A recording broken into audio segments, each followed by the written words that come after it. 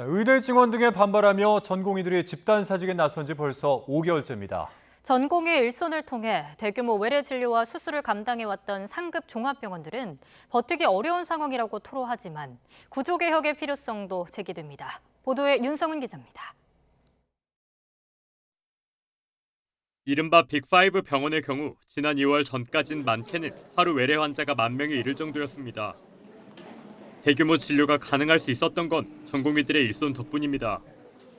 그런데 지난 2월 전공의들이 집단 사직하면서 의료 현장을 지키던 최일선이 사라져버렸습니다. 이후 빅5 병원 등 상급 종합병원은 환자 외래 진료와 입원, 수술이 모두 30에서 40%씩 줄었습니다.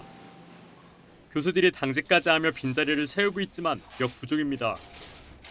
교수님들 같은 경우는 평소에 이제 하지 않았던 당직을 써야 되고, 그리고 병원에는 계속 이제 비상 운영 체제로 이제 돌아가고 이런 상황인 거죠. 예.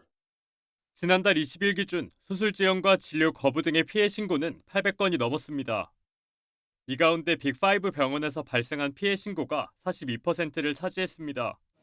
상급 종합병원을 찾을 수밖에 없는 중증 환자들의 피해가 더 많은 겁니다. 이런 상황은 병원의 경영난으로 이어졌습니다. 보건의료노조는 국립대병원, 사립대병원의 74.5%가 비상 경영체제에 돌입했다고 분석했습니다.